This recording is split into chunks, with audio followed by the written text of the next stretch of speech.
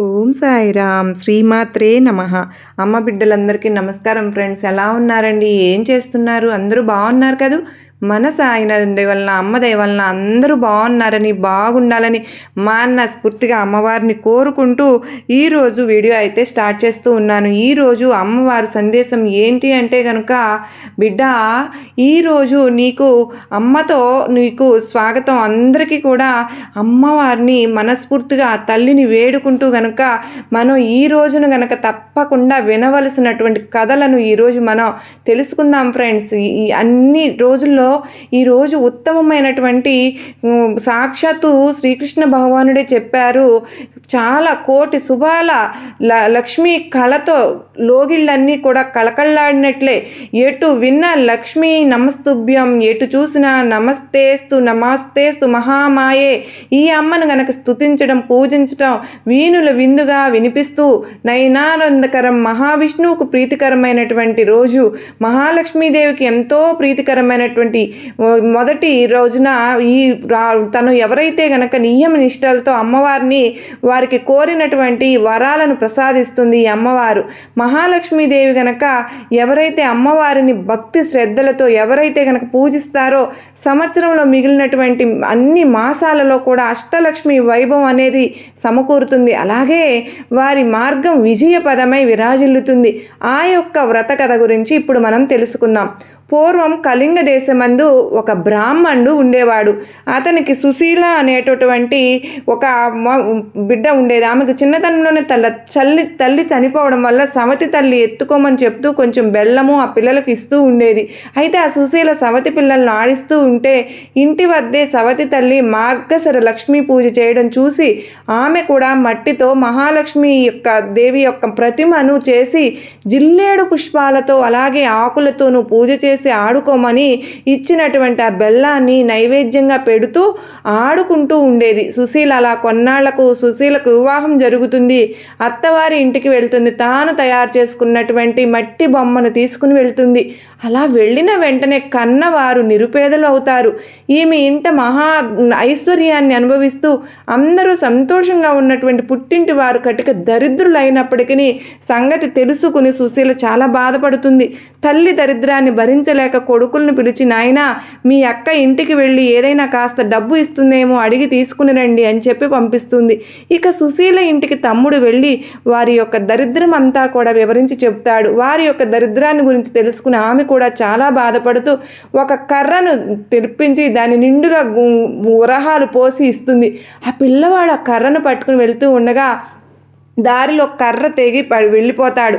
ఇంటికి వెళ్ళినటువంటి కొడుకుని చూసి తల్లి ఏం తెచ్చావు అని అడగ్గా ఏమీ తీసుకురాలేదమ్మా అని చెప్తాడు. ఆ పిల్లవాడు మన దరిద్రం ఇంతేనాయనా అని అనుకుంటారు. వారు అలా కొంతకాలం తరువాత సుశీల తమ్ముడు యొక్క పరిస్థితిని అడిగి తెలుసుకుంటుంది. వారి దరిద్రంలో మాత్రం ఎటువంటి మార్పు రాలేదని తెలిసి ఒక చెప్పులు జత తెప్పించి వాటిలో వరహాలు పోసి కట్టించి వాటికి గుడ్డ చుట్టి తమ్ముడికి ఇచ్చి అది తీసుకుని వెళ్ళి తండ్రికి ఇమ్మని చెప్తుంది. సరేనని చెప్పి తీసుకుని వెళ్ళి మార్గ మధ్యంలో దాహం వేసి ఒక చెరువు గట్టున చెప్పుల మూట విప్పి నీరు తాగి వెళ్ళేసరికి వాటిని ఎవరో తీసుకుని వెళ్ళిపోతారు. జరిగినటువంటి విషయం తల్లికి చెప్తాడు. ఇక తల్లి జరిగిన దానికి బాధపడి మన దరిద్రం ఇక ఎప్పటికీ కూడా ఇంతేనాయినా, ఇందులో ఎలాంటి మార్పు రాదు, మనకు ఐశ్వర్యం ప్రాప్తించేది ఏనాటికో ఇక అని అనుకుంటుంది. మరలా కొన్నాళ్లకు కొడుకును పంపిస్తుంది. ఈసారైనా జాగ్రత్తగా తీసుకుని రానాయనా అని చెప్తుంది. అక్కకు పరిస్థితి ఇదివరకు ఉన్నట్లే ఉందని చెప్పు, అప్పుడు అక్క తప్పకుండా మన పరిస్థితిని అర్థం చేసుకుంటుంది అని కూడా చెబుతుంది. ఇక అప్పుడు సుశీల ఒక గుమ్మడి పండును తెప్పించి దానిని తొలచి దాని నిండా వరహాలు నింపి ఆ పండును అమ్మకి ఇమ్మని చెప్తుంది. సరేనని చెప్పి తీసుకుని వెళ్తూ ఉండగా సాయం సమయంలో ఒక చెరువు వద్దకు వచ్చి దానిని గట్టు మీద ఉంచి సాయం సంధ్యావందనం చేస్తూ ఉంటాడు ఆ పిల్లవాడు. అంతలో ఒక బాటసారి పండు బాగుందని చెప్పి ఆ పండును పట్టుకుని వెళ్ళిపోతాడు. ఆ కుర్రవాడు గట్టు మీదకు వచ్చి పండును వెతకగా ఆ పండు కనిపించదు. ఇక ఏం చేసేది లేక ఇంటికి తిరిగి వెళ్ళిపోతాడు. ఇక తల్లి ఏం తెచ్చావు అని అడగగా జరిగిందంతా చెప్తాడు. తల్లి ఇక ఏమి చేసేది లేక విచారిస్తూ ఉంటుంది. మరలా కొన్నాళ్లకు తల్లి ఇంటి దగ్గరకు పిల్లలను ఉంచి కూతురు దగ్గరకు వెళ్తుంది. ఇక తల్లిని చూసినటువంటి సుశీల ఆమె యొక్క దరిద్రాన్ని అంతా కూడా తెలుసుకుని ఎంతగానో చెలించిపోతుంది. అమ్మ, లక్ష్మీవారం నోము వచ్చిన వారికి ఐశ్వర్యం వస్తుంది కదా అని చెబుతుంది. అమ్మ, ఈరోజు లక్ష్మీవారం నోటిలో ఏమి వేసుకోకు, మనం వ్రతం చేసుకుందామని చెబుతుంది. అలా ఆమె కూడా అలాగే అని చెప్పి నేను ఏమైనా చిన్నదాననా, ఎందుకు తింటాను అని చెప్పి పిల్లలకు చద్దన్నం పెట్టి నోట్లో ఒక్క ముద్ద వేసుకుంటుంది. కూతురు వచ్చి అమ్మ స్నానం చెయ్యి, మనం వ్రతం చేసుకుందాం అంటుంది. అప్పుడు జరిగిందంతా కూడా తల్లి చెప్తుంది. ఆ వారం కూతురు మాత్రమే చేసుకుంటుంది. ఇక రెండో వారం వ్రతం చేసుకుందామని అనుకుంటుంది. అప్పుడు పిల్లలకు తలకు నూనె రాస్తూ తాను తల నూనె రాసేసుకుంటుంది. ఇక ఆ వారం కూడా వ్రతం చేసుకోవడం వీలు కాలేదు. మరుసటి వారం అమ్మ ఈసారైనా జాగ్రత్తగా ఉండమ్మా అని చెబుతుంది సుశీల. ఇక పిల్లలకు తలదూవుతూ ఆమె కూడా తలదూవుకుని వ్రతం చేయలేకపోతుంది. కూతురు మాత్రమే ఆ వారం కూడా వ్రతం చేసుకుంటుంది. ఇక నాలుగో వారం ఈసారైనా చాలా జాగ్రత్తగా ఉండమ్మా అని చెప్పి సుశీల తన తల్లి ఏ పని చేయకుండా ఉండేందుకై ఒక గోతిలో ఆమెను కూర్చోబెడుతుంది. పనంతా అయిపోయిన తర్వాత అమ్మను తీసుకుని వచ్చి స్నానం చేస్తే పూజ చేసుకుందాం అమ్మ అని చెప్పి పిలవగా తల్లి ఈ విధంగా చెప్తుంది. ఓ సుశీల, ఇదిగో పిల్లలు అరటిపండు తిని నేను కూర్చున్నటువంటి ప్రదేశంలో అరటి తొక్కలు వేశారు, నేనేమి తోచక అవి తినేశాను అని చెప్తుంది. అయ్యో అని చెప్పి అనుకుని కూతురు పూజ చేసుకుని 5వ వారం లక్ష్మీవార వ్రతం ఆఖరి వారం అప్పుడు సుశీల తల్లిని తన కొంగును పట్టుకుని పనంతా కూడా పూర్తి చేసుకుని తల్లి చేత స్నానం చేయమ్మ వ్రతం చేయిస్తుంది. పూర్ణ కుడుములు తల్లి చేత నైవేద్యంగా పెట్టిస్తుంది. కానీ మహాలక్ష్మి దూరంగా వెళ్ళిపోతుంది. ఏమమ్మా అలా వెళ్ళిపోతున్నావు అని అడగ్గా, నీ చిన్నతనంలో నువ్వు బొమ్మలతో ఆడుకుంటుంటే మీ అమ్మ నిన్ను చీపురుతో కొట్టింది అందుకే అని చెబుతుంది. అప్పుడు తన తల్లి చేసిన దానికి క్షమించమంటూ ప్రార్థిస్తుంది సుశీల. మరలా నీ తల్లి చేత వ్రతం చేయించుకుంటూ అదృశ్యం అవుతుంది. మహాలక్ష్మీదేవి సరేనని చెప్పి మొదటి వారం పులగం, 2వ వారం అటుకులు తిమ్మనం, 3వ వారం అప్పాలు పరమాన్నం, 4వ వారం చిత్రాన్నం గారెలను ఈ విధంగా వడ్డించి తల్లి చేత నోము చేయిస్తుంది. కదా అక్షింతలు తల మీద వేసుకుంటారు. తరువాత అప్పటి నుంచి ఆమెకు సకల సంపదలు కలిగి అంత్యమందున విష్ణులోకానికి వెళ్ళారు. ఇక కథ లోపం అయినా కూడా వ్రతలోపం కాకూడదు. ఈ మాసంలో వచ్చేటటువంటి అన్ని గురువారాలలో ఉదయాన్నే నిద్ర లేచి ఇల్లంతా శుభ్రం చేసి తలస్నానం చేయాలి. అలాగే ప్రత్యేకించి పూజ ముగిసే వరకు తలను నూనె రాసుకోవడం కానీ దువ్వుకోవడం కానీ చేయకూడదు. చక్కగా అలంకరింపబడినటువంటి లక్ష్మీ అమ్మవారి యొక్క చిత్రపటాన్నో లేదంటే చిన్న విగ్రహానికి చక్కగా పూజ చేసుకునేందుకు సిద్ధంగా ఉంచుకోవాలి. తరువాత మొట్టమొదట గణపతికి ప్రథమ పూజ చేసుకోవాలి. గణపతి పూజ అనంతరం లక్ష్మీదేవికి అదాంగ షోడశోపచార అలాగే అష్టోత్తర పూజను చేసుకోవాలి. నెల రోజులు ప్రతి గురువారం ప్రత్యేక నైవేద్యాన్ని సమర్పించుకుని లక్ష్మీమాతకు కథ చదువుకుని అక్షింతలు శిరస్సును ధరించి లక్ష్మీ పూజ కనుక అన్ని గురువారాలు కనుక చేసుకుని 4 గురువారాలు లేదంటే అమ్మవారి రోజు శుక్రవారం కానీ మనం చక్కగా లక్ష్మీ పుష్యమాసంలో గురువారం రోజున కూడా పూజ చేసుకుని అదే ఇక్కడ విశేషం. మొదలుకొని లక్ష్మీ వార వ్రత అలాగే వ్రత విధానం అమ్మవారికి ఎంతో ప్రీతికరమైనటువంటి రోజున మనకు చక్కని వ్రత గురించి తెలుసుకుందాం. కైలాసమున పూర్వం పార్వతీదేవి పరమేశ్వరుడితో ప్రియ భాషణాలు ఆడుతూ, ప్రాణనాథ, భూలోకమున జనులు అందరూ కూడా ధనార్జన కోసం ఎంతో కష్టాలు పడుతూ ఉన్నారు కదా, అయినప్పటికీ కొందరికి మాత్రమే ఐశ్వర్యవంతులు అవుతున్నారు, కారణం ఏంటి అని అడుగుతుంది. ఆ పరమేశ్వరుడు నవి దేవి సర్వము కూడా లక్ష్మీదేవి దయ వలన జరుగుతుంది. సమస్త సిరి సంపదలకు ఆ తల్లే దేవత కనుక ఈ సత్యమును గుర్తించి ఎవరైతే అష్టలక్ష్మిని ఐశ్వర్యలక్ష్మిని శ్రద్ధలతో ఆరాధిస్తారో వారి తల్లి అపారమైనటువంటి కృపా కటాక్షాలు కలిగి ఉండి వైభవాన్ని కలిగించేలా చేస్తుంది. అది విన్నటువంటి పార్వతీదేవి, స్వామి నాకు మరింతగా తెలుసుకోవాలనిపిస్తుంది ఆ అమ్మవారి గురించి అని అంటది. అప్పుడు పరమేశ్వరు ఒకనొకప్పుడు పరాశక్తిని గురించి తపస్సు చేస్తూ ఉండగా భక్తికి మెచ్చినటువంటి పరాశక్తి ప్రత్యక్షమై ఏమి కావాలో కోరుకోమని అడుగుతుంది. అప్పుడు మహాలక్ష్మీదేవి, జగన్మాత, దయతో కూడి ఉన్నటువంటి నీ చూపులతో మమ్మల్ని కరుణించమ్మా. ఆశ్రయించిన వారిని ఎల్లవేళలా రక్షించేటటువంటి అమృతమూర్తివి కదా తల్లి. నువ్వు కాబట్టి దయచేసి మా కుటుంబాన్ని కూడా కరుణించి నీ అనుగ్రహాన్ని ప్రసాదించు తల్లి. వీలైనంత త్వరలో నీ దర్శనం చేసుకుంటాము అమ్మ. జగన్మాత అనుకుంటూ ప్రార్థించి మహర్షి దంపతులు ఇద్దరూ కూడా 11 రూపాయలు పసుపు గుడ్డలు ముడుపు కట్టి పెడతారు. సమస్త చరాచర విశ్వమంతా కూడా మహాలక్ష్మి స్వరూపమే. కైలాసంలో రుద్రుని వద్ద పార్వతిగా, స్వర్గంలో ఇంద్రుని వద్ద శనీదేవిగా, సచీదేవిగా, సత్యలోకంలో సరస్వతిగా, అగ్నిదేవునికి స్వాహాదేవిగా, నాగలోకంలో నాగలక్ష్మిగా, రాజుల వద్ద రాజ్యలక్ష్మిగా, ధనవంతుల ఇంట ధనలక్ష్మి, గృహంలో గృహలక్ష్మిగా ఉంటుంది. ఆ లక్ష్మియే మహాలక్ష్మియే. విద్య, వినయం, తేజస్సు అన్నీ కూడా మహాలక్ష్మి అనుగ్రహంతోనే వస్తాయి. జగన్మాత ఎంతో దయా సముద్రాలు. ఆమె నమ్మి కొలిసిన వారికి సర్వ ఐశ్వర్యాలతో సుఖల శుభాలు అనుగ్రహిస్తుంది.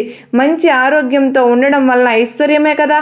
ఇక చక్కని ఆరోగ్యాన్ని ప్రసాదించేది కూడా మహాలక్ష్మీదేవే. ఇక కొంతకాలానికి ఆ మహర్షి దంపతులు దేవాలయం దర్శించుకోవడానికై అష్టలక్ష్మి బంధువులు ఊరు బయలుదేరి వెళ్తారు. ఆ ఊరు చేరేసరికి సాయంకాలం అవుతుంది. రాత్రి బంధువులు ఇంట్లోనే ఉండి అక్కడ నిద్రించి ఉదయాన్నే నిత్యకృత్యాలు తీర్చుకుని అష్టలక్ష్మి దేవాలయానికి చేరుకుంటారు. సాక్షాత్తు మహాలక్ష్మికి నిలయమై ఉన్నందువలన ఆ ఆలయం ఎంతో సుందరంగా ఉంటుంది. అద్భుతమైనటువంటి ఆ దేవాలయ సౌందర్యం చూసి ఆ దంపతులు ఇద్దరూ కూడా ఎంతో ఆనందిస్తారు. అఖిల లోక సౌందర్యవతి సుమనోహరి శ్రీమన్నారాయణ యొక్క ప్రియసఖి అయినటువంటి మహాలక్ష్మి అష్టలక్ష్ముల రూపంలో కొలువు ఉన్నటువంటి ఆ దేవాలయం ఎంతో దివ్యమైనటువంటి శోభను సంతరించుకోవడంలో ఆశ్చర్యం ఏముంది చెప్పండి. లక్ష్మీనారాయణను ప్రార్థిస్తూ ఆ దంపతులు ఆలయంలోకి ప్రవేశిస్తారు. ఆ తరువాత జగన్మాత యొక్క జన్మ నక్షత్రం కూడా కావడం వల్ల ఆ ఆలయం అంతా కూడా ఎంతో దీదీప్యమానంగా అలంకరించి ఉంటుంది. ఆలయ స్తంభాలకు అత్యద్భుతమైనటువంటి పుష్పాలు చక్కగా అలంకరించి ఉంటాయి. మామిడాకుల తోరణాలు ఎంతో చక్కని శోభను తెచ్చుకొస్తాయి. ఎటు చూసినా రంగురంగుల పుష్పాలతో కంటికి ఎంతో ఆహ్లాదకరంగా కనిపిస్తుంది. అందమైనటువంటి పుష్పాలన్నీ కూడా మహాలక్ష్మి స్వరూపాలే. అందుకే పువ్వులను ఎప్పుడూ కూడా కాలితో తొక్కకూడదు, చేతితో నలపకూడదు, పరిశుభ్రంగా లేనటువంటి ప్రదేశాల్లో వేయకూడదు. పుష్పం సాక్షాత్తు మహాలక్ష్మి స్వరూపం. అందుకనే శ్రీమన్నారాయణ పుష్పాలంకార ప్రియుడు. ఎవరైతే తనను దివ్య పుష్పాలతో అలంకరిస్తారో వారి ఎడల ఆ స్వామి ప్రసన్నుడవుతాడు. ఆ ఆలయ అద్భుతం శిల్ప కళా సౌందర్యానికి ఆ దంపతులు ఇద్దరూ కూడా మురిసిపోతారు. తనివి తీర ఆనందాన్ని ఆస్వాదిస్తూ ఉంటారు. ఆలయ మండపంలో ఒక మహాపండితుడు మహాలక్ష్మీదేవి యొక్క వైభవాన్ని దివ్యంగా వర్ణిస్తూ ఉంటాడు. ఓ భక్తజనులారా, ముల్లోకాలను ఎల్లవేళలా రక్షించేటటువంటి మహాలక్ష్మి సరస్వతిగా, మహాలక్ష్మిగా, పార్వతిగా బాసిల్లుతుంది. ఆ తల్లిని కొలిచిన వారికి సర్వ సంపదలు కలుగుతాయి, సర్వ ఐశ్వర్యాలు లభిస్తాయి. దేనికి కొదవ ఉండదు, సంపూర్ణ ఆరోగ్యం కలుగుతుంది. ప్రతి నిత్యము ఆ తల్లిని స్మరించిన, కీర్తించిన సకల శుభాలు కలుగుతాయి. ఆ రోజంతా జయప్రదంగా గడుస్తుందని చెబుతూ ఉంటాడు. ఇక ఆ దంపతులు పండితుడు చెప్పినటువంటి విశేషాలన్నీ కూడా విని అక్కడ నుండి బయలుదేరి ముందుగా ఆదిలక్ష్మి ఆలయం వద్దకు వస్తారు. అద్భుతమైనటువంటి తేజస్సుతో ప్రకాశిస్తున్నటువంటి ఆ తల్లికి నమస్కరించి ఆ తరువాత ధాన్యలక్ష్మిగా వస్తాడు. ధాన్యలక్ష్మిని కూడా ఎన్నో విధాలుగా స్తుతించి తరువాత ధైర్యలక్ష్మి, గజలక్ష్మి, సంతానలక్ష్మి, విజయలక్ష్మి, విద్యాలక్ష్మి, ధనలక్ష్ములను దర్శిస్తాడు. ఎంతో దివ్యమైనటువంటి తేజస్సుతో అద్భుతమైనటువంటి పట్టు వస్త్రాలతో రకరకాల దివ్య ఆభరణాలతో ఆ అష్టలక్ష్ములందరూ కూడా అద్భుతంగా దర్శనమిస్తారు. ఆ దంపతులు అష్టలక్ష్ములను ఎన్నో విధాలుగా స్తుతించి తమను కరుణించవలసినదిగా ప్రార్థిస్తారు. ఇక ఆలయం దగ్గర నుండి వెలుపలకు వచ్చే ముందు ఆ దంపతులు ఒక్కసారి కళ్ళు మూసుకుని మహాలక్ష్మిని ప్రార్థిస్తూ మనసులో ఇలా అనుకుంటారు. జగన్మాత మహాలక్ష్మీదేవి, నీవు నన్ను కరుణించి అంతులేనటువంటి ఐశ్వర్యాన్ని కనుక అనుగ్రహిస్తే నేను కూడా మా ఊరిలో తప్పకుండా నీ అష్టలక్ష్మి స్వరూపాలతో అత్యద్భుతమైనటువంటి ఆలయాన్ని నిర్మిస్తానమ్మా అని అనుకుంటాడు. అలా తరువాత ఆ దంపతులు ఇద్దరూ కూడా తిరిగి వారి ఊరికి చేరుకుంటారు. మహాలక్ష్మి అనుగ్రహం వల్ల ఆ కుటుంబం కుటుంబం మంచి అభివృద్ధిని సాధిస్తుంది. కుమారులు ఇద్దరికి కూడా మంచి చదువులు కలిగి ఉన్నత ఉద్యోగాలు లభిస్తాయి. కుమార్తెలకు మంచి వరులతో వివాహాలు జరుగుతాయి. స్నేహితులు కొంతమంది సహాయం చేయగా దంపతులు 2-3 వ్యాపారాలను ప్రారంభిస్తారు. మహాలక్ష్మి తల్లి అనుగ్రహం వల్ల ఆ వ్యాపారాలన్నీ కూడా అభివృద్ధి చెంది ఎన్నో లాభాలను తీసుకొస్తాయి. చుట్టుపక్కల గ్రామాలలో వాళ్ళంతటి ధనవంతులు లేరని ప్రజలందరూ కూడా చెప్పుకుంటూ ఉండేవారు. ఇంత సంపద రావడంతో తాను ఆ రోజున అష్టలక్ష్మి దేవాలయాన్ని కట్టిస్తానని చెప్పిన అమ్మవారికి మాట ఇచ్చాడు కదా, ఆ మాట గురించి మరిచిపోతాడు. తన సంపాదనలో పడి భగవంతుణ్ణి కీర్తించడం తనకి ఇచ్చినటువంటి మాట తప్పునందువల్ల అష్టలక్ష్మిలకు ఆగ్రహం కలుగుతుంది. అంతే, ఎంతో వెలిగిపోతున్నటువంటి ఆ కుటుంబంలో ఎన్నో సమస్యలు రావడం మొదలవుతాయి. ఆది లక్ష్మి అనుగ్రహం కోల్పోవడంతో వాళ్ళ వ్యాపారం మీద పట్టు సడలుతుంది. తన సరుకు అమ్ముడు పోవడం కష్టంగా అయిపోతుంది. తను ఎంత నాణ్యమైనటువంటి సరుకు తెచ్చినా కూడా కొనేవారు లేక వ్యాపారంలో నష్టం రావడం మొదలవుతుంది. వ్యాపారాలలో ఉండగా ధాన్యలక్ష్మి అనుగ్రహం కోల్పోవడంతో పంట కూడా సరిగ్గా రాదు. అకాల వర్షాలు వచ్చి అంతా నీటిలో కొట్టుకుపోతుంది. ఆ తరువాత వ్యాపారం సరిగ్గా లేక పంట కూడా చేతికి రాక దంపతులు నానా కష్టాలు పడుతూ ఉంటారు. అది ఇలా ఉండగా ధైర్యలక్ష్మి కూడా ఆగ్రహించడం వలన తనలో ఇన్ని రోజుల నుండి ఉన్నటువంటి ధైర్యం కూడా సన్నగిల్లిపోతుంది. ఇక వ్యాపారం దెబ్బతిన్నప్పటి నుంచి లక్ష్మి అష్టోత్తర పూజ చేయడం మానేసిన దగ్గర నుంచి ధైర్యలక్ష్మి కూడా ఆగ్రహించిందనుకుంటా. ఉన్నటువంటి ధైర్యం కూడా కోల్పోయి ఏ పని చేయలేకపోతాడు. ఏదో తెలియనటువంటి నీరసం అతన్ని ఆహ్వానిస్తుంది. అన్ని కోరికలను కొన్ని రోజులకు గజలక్ష్మికి కూడా ఆగ్రహమై కలుగుతుంది. అప్పటితో అప్పులు పాలవుతాడు. తాను ఉన్నటువంటి ఇంటిని కూడా తాకట్టు పెట్టవలసినటువంటి పరిస్థితి వస్తుంది. ఆ విధంగా అష్టలక్ష్ములు లేనటువంటి ఆదిలక్ష్మి, ధనలక్ష్మి, గజలక్ష్మి, సంతానలక్ష్మి, విజయలక్ష్మి, విద్యాలక్ష్మి, ధాన్యలక్ష్ముల యొక్క ఆగ్రహానికి గురైన వాడై ఆ మహర్షి అనేక కష్టాలు పడతాడు. చివరికి ఒకనాడు ఇల్లు కూడా అప్పులు వారి పరమై ఒక అద్దె ఇంట్లో నివసించడం ప్రారంభిస్తారు. ఎంతో వైభవంగా బ్రతికినటువంటి ఆ ఊరిలో తాను ఎంత కొరగానటువంటి బికారివాడిలాగా బ్రతకాల్సినటువంటి పరిస్థితి వస్తుంది. ఆ పరిస్థితి వచ్చినందుకు చింతిస్తూ ఉంటాడు. ఇదంతా కూడా తన యొక్క పూర్వజన్మ కర్మఫలం అని అనుకుంటాడు తప్ప తాను ఆ అష్టలక్ష్ములకు ఇచ్చినటువంటి మాటను నిలబెట్టుకోకపోవడం వల్లనే ఇదంతా జరిగిందని మాత్రం తెలుసుకోలేకపోతాడు. ఆ విధంగా కాలం గడుస్తూ ఉండగా ఒక రోజున ఆ ఊరికి ఒక సాధువు వస్తారు. అతను ఎంతో మహిమ కలవాడని, ఎవరి జాతకమైనా ఎంతో నిక్కచ్చిగా చెప్పగలడని చెప్పుకుంటూ ఉంటే ఆ మాట విన్నటువంటి దంపతులు ఒకనాడు ఆ సాధువు వద్దకు వెళ్ళి తమకు ఉన్నటువంటి పరిస్థితి గురించి విన్నవించి చెబుతారు. వారి మాటలన్నీ సావధానంగా విన్నటువంటి ఆ సాధువు కళ్ళు మూసుకుని కొద్దిసేపు ధ్యానం చేసి ఏదో స్ఫురించిన వాడై కళ్ళు తెరిచి ఆ దంపతులతో ఇలా అంటారు: నాయనలారా, మహాలక్ష్మి అనుగ్రహం కోల్పోవడం వల్ల మీకు ఈ గతి పట్టింది. నువ్వు ఒకసారి నీ బంధువు ఊరు వెళ్ళినప్పుడు అక్కడ ఉన్నటువంటి అష్టలక్ష్మి ఆలయానికి వెళ్ళి తల్లులందరినీ దర్శించుకున్నావు కదా. వారికి ఒక అద్భుతమైనటువంటి ఆలయం మీ ఊరిలో కూడా కట్టిస్తానని చెప్పి మొక్కుకున్నావు కదా. కానీ ఎంతో ధనాన్ని సంపాదించి తరువాత నువ్వు కాలక్రమేణా ఆ మాట మరచిపోయావు. తల్లులందరూ కూడా నిన్ను అనుగ్రహించడం వల్లనే నీవు కూడా అంత అనుగ్రహింపబడ్డావు. వ్యాపారంలో ఎంతో చక్కగా లాభాలను పొందావు. నీ పంటలన్నీ ఎంతో ఎక్కువగా దిగుబడి అయ్యాయి. కానీ నువ్వు ఈ విషయం తెలుసుకోలేక అష్టలక్ష్ముల యొక్క ఆగ్రహానికి గురై ఆడిన మాట తప్పడం వల్ల నీకు ఈ దుస్థితి వచ్చింది నాయన అని చెప్తాడు.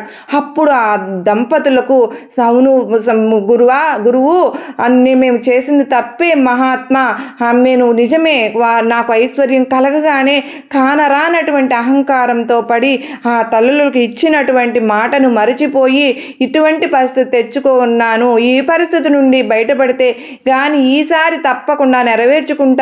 ఈ దుర్భర కష్టాల నుండి బయటపడేటటువంటి ఉపాయం చెప్పండి మహాత్మా, మమ్మల్ని అనుగ్రహించండి అని ప్రార్థిస్తాడు. అప్పుడు ఆ సాధువు ఇలా అంటాడు: ఓ దంపతులారా, మీరు ఆ దేవాలయానికి వెళ్ళి అక్కడే 11 రోజులు నిద్రించి రోజు ఉదయాన్నే ఆ ఆలయ ఆవరణం అంతా కూడా మీ చేతులతో శుభ్రం చేసి అష్టలక్ష్ములకు సేవించండి. అప్పుడు మీకు ఆ డబ్బుల అనుగ్రహం కలిగి తిరిగి నీ పూర్వ వైభవం మీకు కలుగుతుందన్నటువంటి రామయ్య దంపతులు వెంటనే అలాగే చేస్తామని చెప్పి ఆ సాధువుకు నమస్కరించి అతని వద్ద సెలవు తీసుకుని తమ ఇంటికి వెళ్ళిపోతారు. ఇక దంపతులు ఇద్దరూ కూడా మరునాడే బయలుదేరి ఆ ఊరుకు వెళ్ళి అక్కడ ఆలయం పక్కన ఉన్నటువంటి ధర్మసత్రంలో బస చేస్తారు. ఆ ధర్మసత్రంలోనే 11 రోజుల పాటు ఉండి రోజు ఉదయాన్నే లేచి త్వరగా కాలకృత్యాలు తీర్చుకుని ఆ ఆలయ ప్రాంగణం అంతా కూడా చీపురు తీసుకుని శుభ్రంగా ఊడ్చేస్తారు. ఆ తరువాత అందరూ కూడా శుభ్రంగా ఊడ్చిన తరువాత నీళ్లు చల్లి సుశీల మంచి మంచి ముగ్గులు పెట్టేది. ఆ విధంగా అష్టలక్ష్ములను 11 రోజులు సేవించిన తరువాత తిరిగి అమ్మవారి అనుగ్రహం పొందుతారు. ఆ తరువాత తమ ఊరికి వస్తారు. ఆ మరునాడే ఎప్పుడో దేశాంతరాలు వెళ్ళినటువంటి ఒక పాత స్నేహితుడు కలిసి రామయ్య యొక్క దీనస్థితిని తెలుసుకుని ఎంతో బాధపడి తిరిగి ఏదైనా కానీ వ్యాపారం ప్రారంభించవలసిందిగా కొంత సొమ్ముని ఇస్తాడు. రామయ్యకు ఇది కూడా మహాలక్ష్మీదేవి యొక్క అనుగ్రహమే తప్ప మరొకటి కాదని చెప్పి ఆ దంపతులు భావిస్తారు. ఆ విధంగా జగన్మాత యొక్క అనుగ్రహంతో కేవలం కొద్ది రోజుల్లోనే వ్యాపారం ఎంతో అభివృద్ధి చెందుతుంది. ఆ లాభాలతో మరొక వ్యాపారం ప్రారంభించి దానిలో కూడా ఎన్నో లాభాలను గటిస్తారు ఆ దంపతులు. ఆ వచ్చినటువంటి సొమ్ముతో తిరిగి సొంత ఇల్లు కట్టుకుంటారు. 2 ఎకరాల పొలం కూడా కొనుక్కుంటారు. అష్టలక్ష్మి యొక్క అనుగ్రహంతో ఆ సంవత్సరం పంటలు బాగా పండి ఆదాయం కూడా బాగా వస్తుంది. 2 సంవత్సరాలలో పోగొట్టుకున్న దానికంటే కూడా ఎక్కువ సంపాదించుకుంటాడు. ఇక ఏ మాత్రం ఆలస్యం చేయకూడదు అని చెప్పి భావించి పండితులను పిలిచి అష్టలక్ష్మి ఆలయం శంకుస్థాపనకై శుభముహూర్తాన్ని నిర్ణయిస్తాడు. మహాలక్ష్మీదేవి యొక్క అనుగ్రహంతో ఆ ఆలయం కొద్ది కాలంలోనే ఎంతో అద్భుతంగా చక్కగా నిర్మితమవుతుంది. చుట్టుపక్కల ఉన్నటువంటి ఊర్లలో అంతటి దివ్యమైనటువంటి ఆలయం ఎక్కడా లేదని చెప్పి గొప్ప పేరు వస్తుంది. రోజు ఎంతోమంది భక్తులు వచ్చి అష్టలక్ష్మి దేవులను దర్శించుకుని ఆనందించి ఆ దంపతులు బ్రతికి ఉన్నంత కాలం కూడా జీవించి ఆ తల్లిని మనస్ఫూర్తిగా భక్తి కొలువులతో పోల్చుకుంటూ మహాలక్ష్మీదేవిని నమ్మి కొలిచి వారికి ఎలాంటి కష్టాలు దరిచేరవండి, సకల సౌభాగ్యాలు కలుగుతాయి. ఆ తల్లిని మరచిన వారికి కూడా మరలా తిరిగి అమ్మవారు ఏ విధంగా జ్ఞాపకం చేస్తుందో ఈ కథ ద్వారా మనం తెలుసుకుందాం కదా ఫ్రెండ్స్. మనందరిపై ఆ అమ్మ లక్ష్మీనారాయణుల యొక్క అనుగ్రహం ఎప్పుడు కూడా ఉండాలని మనస్ఫూర్తిగా ఆ తల్లిని వేడుకుంటూ ఈరోజు ఈ వివరణను ఇంతటితో ముగిస్తూ ఉన్నాను. మరొక చక్కని వివరణతో మరలా కలుసుకుందామండి. అయితే అమ్మవారు మనకు ఎంత చక్కగా ఈరోజు శుక్రవారం రోజున మనం కనుక అమ్మవారు చెప్పిన విధంగా అష్టలక్ష్ముల్ని కనుక మనం చక్కగా పూజించుకున్నట్లయితే చక్కగా అమ్మవారి అనుగ్రహం అనేది మనకు తప్పకుండా కలుగుతుంది ఫ్రెండ్స్. అమ్మ ఎప్పుడూ కూడా తన బిడ్డలు చల్లగా ఉండాలని ఆశీర్వదిస్తూ ఉంటుంది. కానీ మనమే కొన్ని సందర్భాలలో అమ్మను మరచిపోయి కష్టాల పాలు అవుతూ ఉంటాం. కానీ మళ్ళా అమ్మ తన అనుగ్రహంతో మనకు పైన చెప్పిన కథ వల్ల మనకు మళ్ళా గుర్తు చేస్తూ మనను తన తల్లి, మన కన్న తల్లి, అమ్మలను కన్నా అమ్మ మనను ఎంతగానో కటాక్షిస్తూ మనను ఎంతో మంచిగా చూసుకుంటూ ఉంటుంది కదా ఫ్రెండ్స్. మరి మనం ఎప్పుడూ కూడా అలాగా అమ్మవారిని చక్కగా కొలుసుకుంటూ ఆ విధంగా మనం గనక శుక్రవారం కనుక మనం ప్రతిరోజు గురువారము శుక్రవారం ఈ 2 రోజులు గనక అమ్మవారిని సేవించుకుంటే మనకు కూడా అష్టలక్ష్ములు మొత్తం కూడా మనకు అనుగ్రహించి ఖచ్చితంగా మనందరికీ కూడా మంచి సౌభాగ్యాన్ని కలిగించాలని మనస్ఫూర్తిగా అమ్మవారిని మనందరి తరపున నేను కోరుకుంటూ ఉన్నానండి.